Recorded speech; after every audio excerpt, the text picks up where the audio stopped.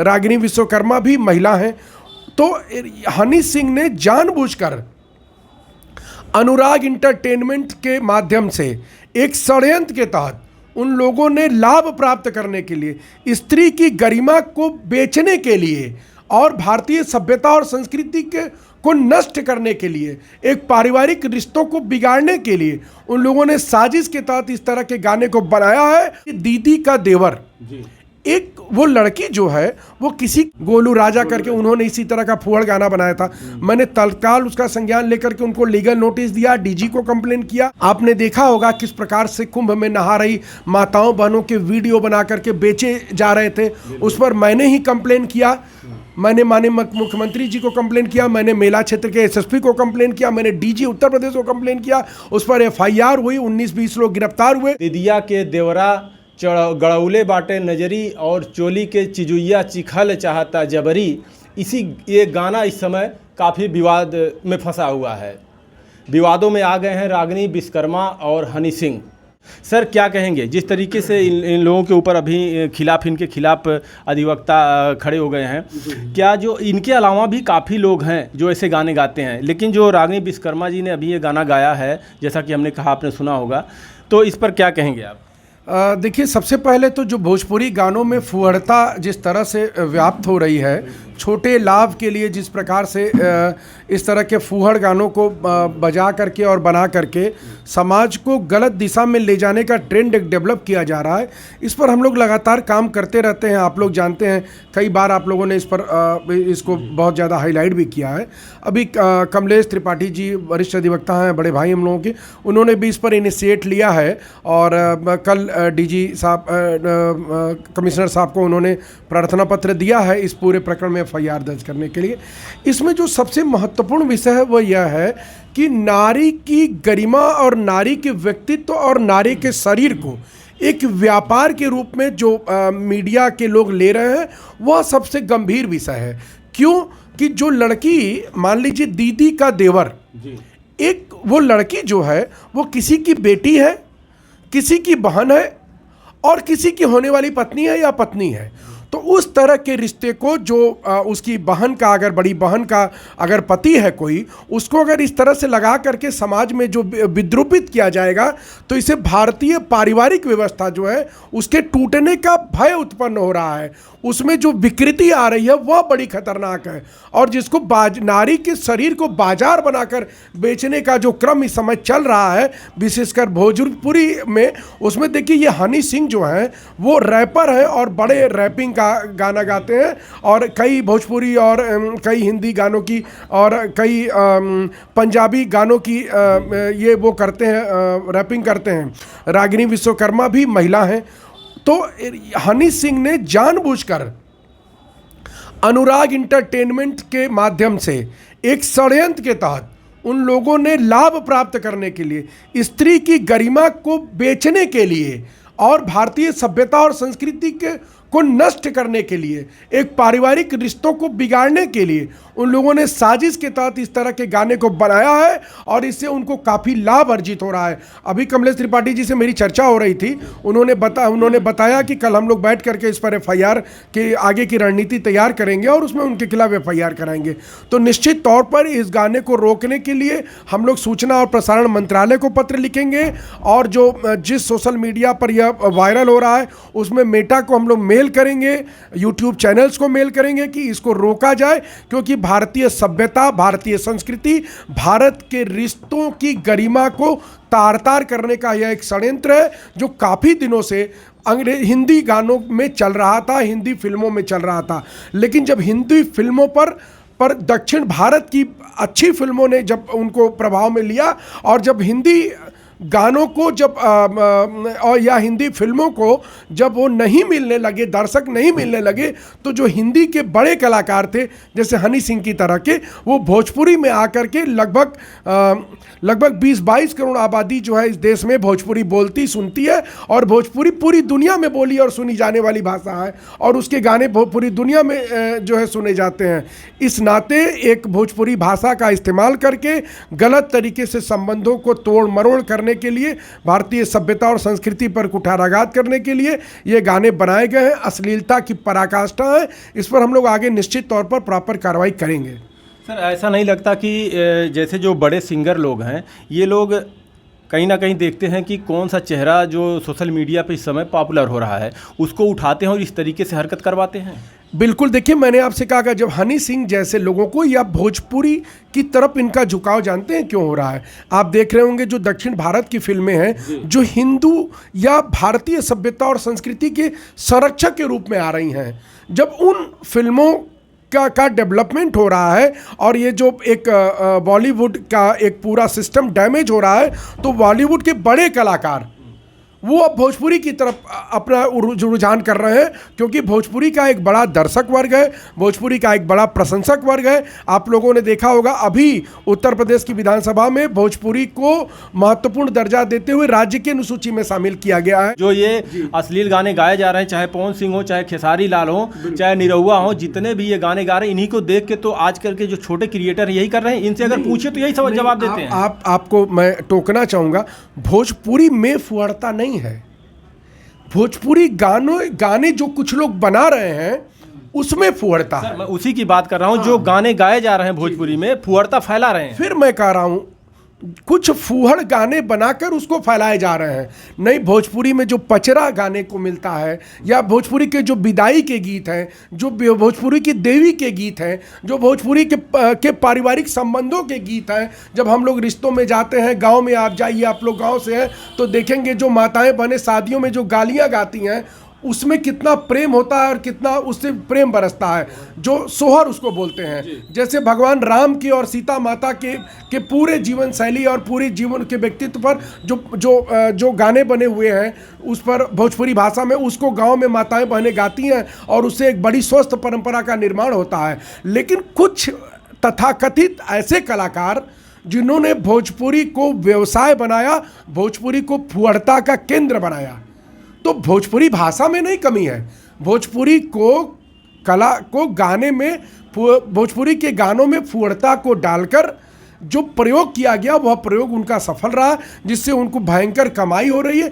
जिसके लिए वो लगातार इस प्रकार की प्रक्रिया में करे जा रहे हैं। लेकिन इस तरह की प्रक्रियाओं पर रोकने के लिए हम लोग सक्रिय हैं और उत्तर प्रदेश की सरकार भी कई बार इस पर संज्ञान में लेती है। योगी आदित्यनाथ महाराज जी जरूर संज्ञान लेते हैं, तो हम लोग उनसे भी मांग करेंगे, उनको भी लेटर भेजेंगे कि इस तरह के गाने बनाने वालों को प्रतिबंधित किया जाए और कम से कम भोजपुरी की गरिमा का ध्यान रखने का काम भी सरकार का है, उस पर भी सरकार ध्यान दे। सर, ये ऐसे गाने जो लोग गाते हैं, सिर्फ गाने वालों की रिस्पॉन्सिबिलिटी बनती है या जो देख रहे हैं वो भी तो गलत कर रहे हैं? अगर देखते ना तो फिर ऐसे गाने क्यों गाए जाते हैं?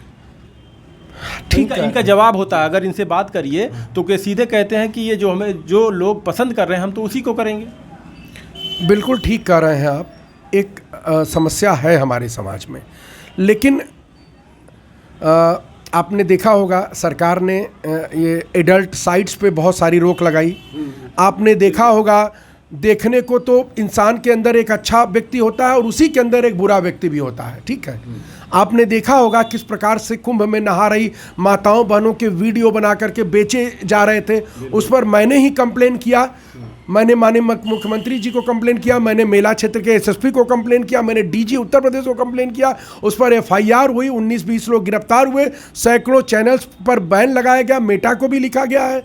तो उस प्रकार से अगर आप कोई गलत काम कर रहे हैं तो निश्चित तौर पर भाई एक समाज में विकृति भी है लोगों के दिमाग में, तो लोग बुरी चीज़ें देखते हैं।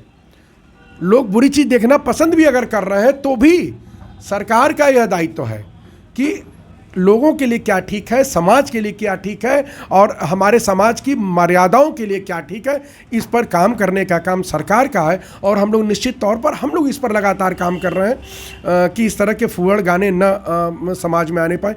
एक गाना मुझे कोई याद आ रहा है, एक गाना कोई वो बिहार के कोई गायक थे, गोलू करके, गोलू राजा करके, उन्होंने इसी तरह का फुहड़ गाना बनाया था।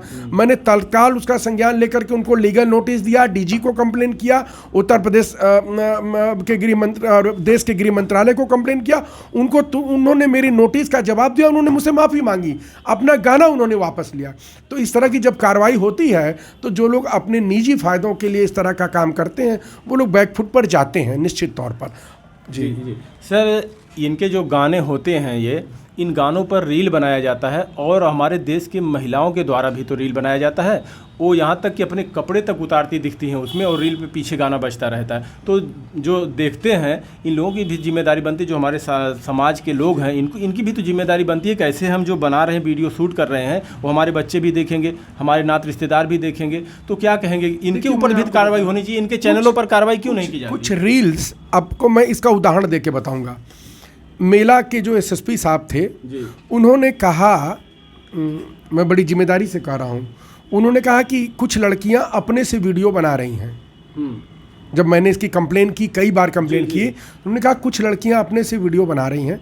मैंने कहा निश्चित तौर पर बना रही होंगी, 2%, 4%, 1%, लेकिन जो करोड़ों की संख्या में जिस प्रकार से वीडियो अपलोड किए जा रहे हैं, वो उनकी इच्छा और जानकारी के विरुद्ध किए जा रहे हैं। उसी प्रकार से कई वीडियो लेकर के उसको एडिट करके भी इस तरह के गानों पे मिक्स बना करके वो सोशल मीडिया पे डाला जा रहा है। तो इस पर मेरा एक निवेदन है माताओं बहनों से कि यदि उनको यह लगे कि उनके किसी फ़ोटो का इस्तेमाल कहीं भी गलत तरीके से किया गया है, तो उसका संज्ञान लेकर उस पर प्रॉपर तरीके से कार्रवाई करें। मेरा नंबर आप डाल दीजिएगा, मैं भी इसमें सबकी मदद करता रहता हूँ। हम लोग इस पर कार्रवाई लगातार करते रहते हैं।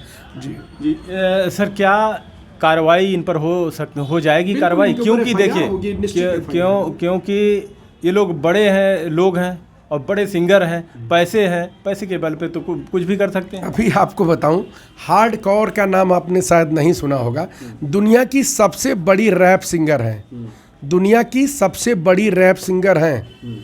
मैंने उनके खिलाफ यहीं बनारस के कैंट थाने में FIR कराई। गृह मंत्रालय में वो मामला अभी भी पेंडिंग है, चूँकि वो ब्रिटेन की रहने वाली हैं, भारत की नागरिक नहीं है। लेकिन मैंने भारतीय के प्रधानमंत्री और अन्य भारत के नेताओं के बारे में उल्टा सीधा कुछ बोला था और कुछ रैप सॉन्ग बना करके डाले थे उनके खिलाफ, जिस पर हम लोगों ने FIR कराई। अभी भी वो मामला पेंडिंग है। तो दुनिया की सबसे बड़ी रैपर के खिलाफ मामला पेंडिंग है, अभी FIR हुई है। तो निश्चित तौर पर हनी सिंह, कोई भी व्यक्ति कानून से ऊपर नहीं है, और कानून हम लोग कैसे इम्प्लीमेंट कराना है ये बहुत बेहतर ढंग से जानते हैं। तो निश्चित तौर पर इस मामले में आपको जल्दी ही कुछ खुशखबरी सुनने को मिलेगी कि इन लोगों के खिलाफ FIR दर्ज हो रहा है।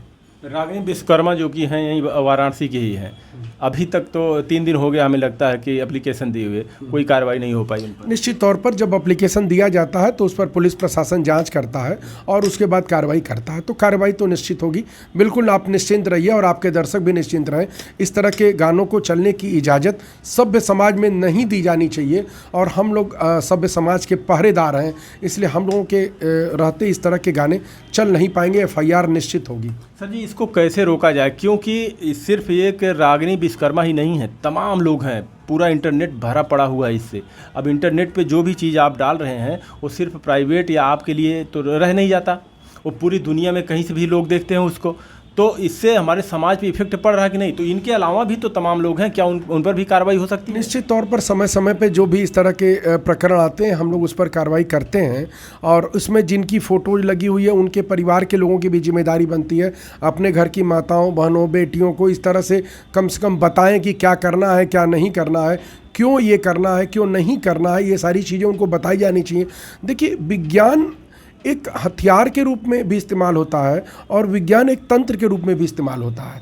तो उसी प्रकार सोशल मीडिया जो है वो एक पॉजिटिव तरीके से हमारे बहुत ज़्यादा काम भी आ सकता है, लेकिन अगर उसका निगेटिव तरीके से इस्तेमाल किया जाए तो बहुत विध्वंसक भी हो सकता है। जो बहनें बेटियां इस तरह से लगा करके वीडियो डाल रही हैं, उनको पता नहीं है, वो तो अपने एक वीडियो बना के अपने लिए डालती हैं, लेकिन उनके वीडियो के क्लिप लेकर के कितनी सैकड़ों तरह के इस पर एडिटिंग करके और फोटो लगा करके किस प्रकार से फर्जी वीडियोज़ तैयार किए जाते हैं, जो उनकी गरिमा के खिलाफ है। 2-4 साल बाद उनकी शादी होगी, उनके बच्चे होंगे, उनका परिवार होगा, तब शायद जब ये वीडियो उनके सामने आएगा तो उनको अच्छा नहीं लगेगा, उनके परिवार के लिए शर्म का विषय होगा।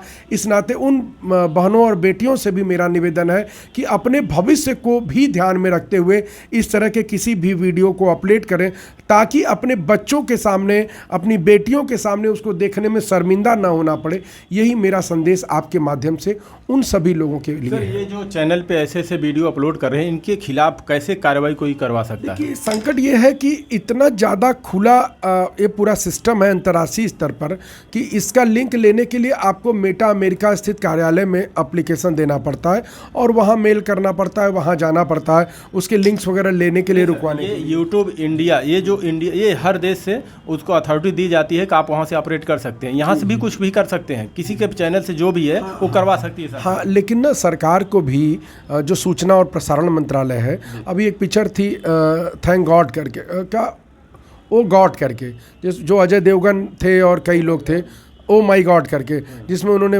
भगवान चित्रगुप्त जी के बारे में कुछ ऐसे करके उसको डाला था।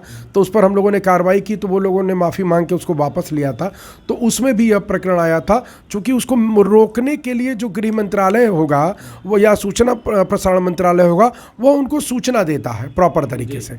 उनकी सूचना के बाद इसको रोकने की प्रक्रिया है, इस पर सरकार काम कर रही है। चाइल्ड पोर्नोग्राफी पे पूरी तरह प्रतिबंध लग चुका है और इस तरह के वीडियो जो लोग डाल रहे हैं उस पर भी प्रतिबंध लगाया जा रहा है।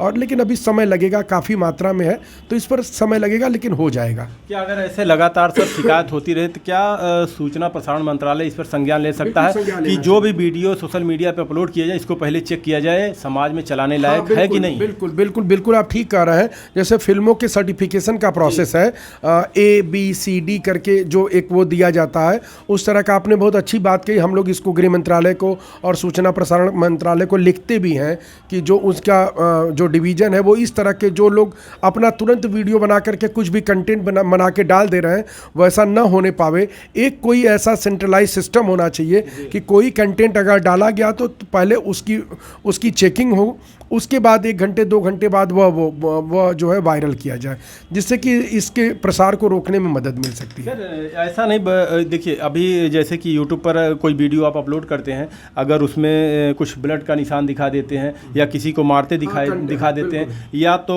कुछ ऐसे शब्द बोल देते हैं जैसे हत्या हुआ, मर्डर हुआ, रेप हुआ, ये सब सुसाइड अगर बोल देते हैं तो वहाँ पे दिक्कत एरर शो करने लगता है। तो इस तरीके से नहीं बना सकते कि अगर शरीर का कुछ इतने हिस्से से ज़्यादा दिख रहा है तो इस प्लेटफॉर्म पे नहीं चल सकता। हाँ, ये बनाया जा सकता है और उसके लिए अगर सरकार प्रयास करेगी तो निश्चित तौर पर होगा। शरीर के अंश का विषय नहीं है, विषय शरीर के अंश के प्रदर्शन का है जी।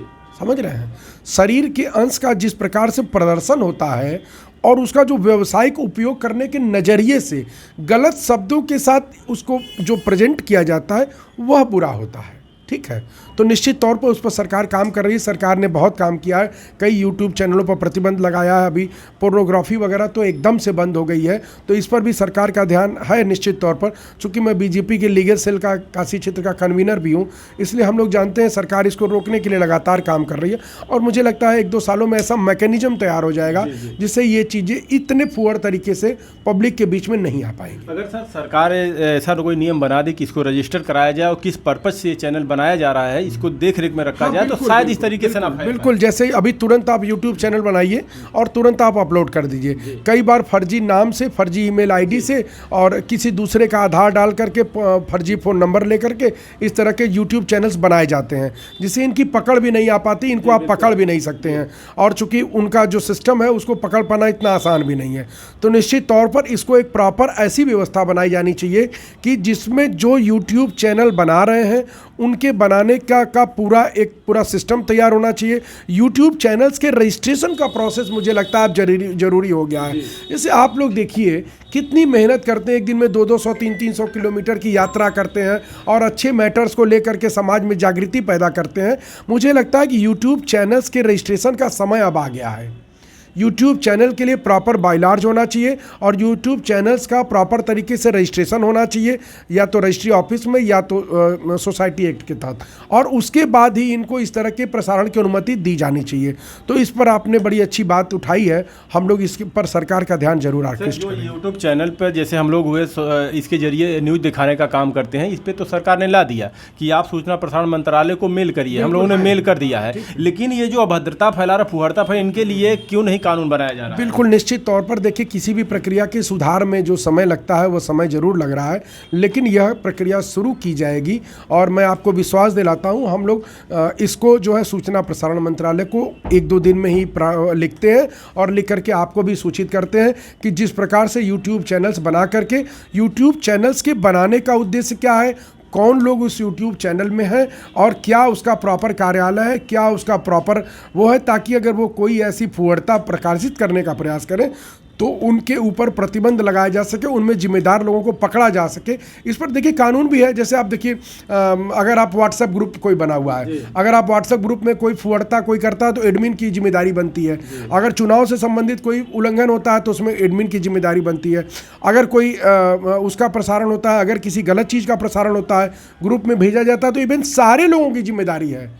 तो मैं कहूँगा कि जो देखने वाले लोग हैं वो लोग भी बराबर के जिम्मेदार हैं। तो अगर किसी मामले में कार्रवाई होती है तो कुछ ऐसे लोगों के ऊपर भी कार्रवाई हो जो लोग उसको प्रॉपर तरीके से देख रहे हैं या जो लोग उसको प्रमोट करने का काम कर रहे हैं, शेयर करने का काम कर रहे हैं, तभी इस पर रोक लगाया जा सकता है। इस पर हम लोग सरकार को लिखते हैं, आप निश्चिंत रहें। सर लास्ट सवाल, ऐसे भी कुछ लोग हैं जिनको हम लोग खुद जानते हैं, तो इनके ऊपर ऐसे जो अभद्रता फैला रहे हैं, अश्लील वीडियोज बना के सोशल मीडिया पर अपलोड कर रहे हैं, कोई आम व्यक्ति इनके ऊपर कैसे कार्रवाई करवा सकता है? बिल्कुल, आम व्यक्ति अगर सामान्य शब्दों में, मैं किसी कानून की बात नहीं कर रहा हूँ, सिर्फ सामान्य शब्दों में यदि आप इसको लिख करके पुलिस के बड़े अधिकारियों को, प्रशासन के बड़े अधिकारियों को, गृह मंत्रालय को, सूचना प्रसारण मंत्रालय को यदि आप लिख करके भेजते हैं तो निश्चित तौर पर इसका संज्ञा, उसका लिंक आपको साथ में अटैच करना पड़ता है और उसको मेल करिए। अगर कोई सुनवाई नहीं होती है तो आप मुझे बताएं, हम लोग इसी काम को लगातार करते रहते हैं, आप लोग जानते हैं, तो हम लोग इस पर प्रॉपर कार्रवाई करेंगे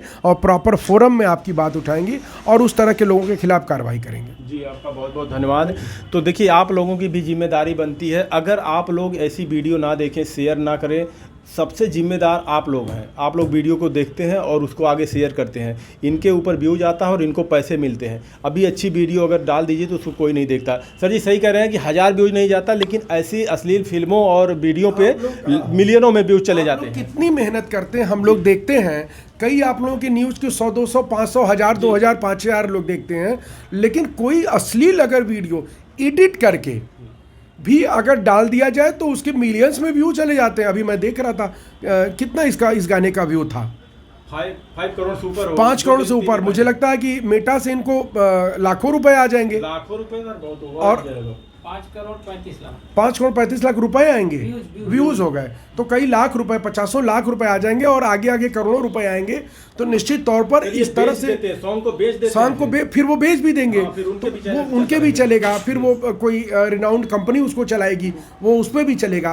तो निश्चित तौर पर इस पर एक जो बड़ा गिरोह काम कर रहा है, एक बड़ा इकोनॉमिक सिस्टम काम कर रहा है, वो इकोनॉमिक सिस्टम चूंकि मेहनत का पैसा उनके पास नहीं जा रहा है और इस तरह के उल्टे सीधे काम का पैसा जा रहा है, तो उसका भी कुछ ना कुछ दुरुपयोग जरूर होता होगा। इसलिए इस पर सरकार को पूरा मैकेनिज्म बनाने की जरूरत है। हम लोग इस पर लिखेंगे गृह मंत्रालय को और सूचना प्रसारण मंत्रालय को।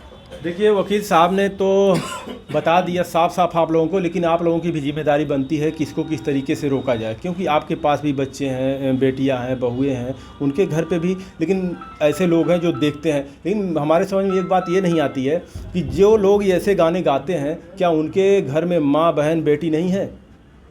मेरा उनसे सवाल है, जब आप लोग ऐसे गाने और ऐसे वीडियो देखते हैं तो आप लोगों को क्या महसूस होता है? कमेंट में अपनी राय जरूर दीजिएगा। और एक चीज़ बता दें, जो भी दर्शक देख रहे हैं, आपकी भी जिम्मेदारी है कि आप इसको रोक सकते हैं। ऑप्शन यूट्यूब ऑप्शन देता है कि आप इस पर किस प्रकार से शिकायत करवा सकते हैं, कर सकते हैं।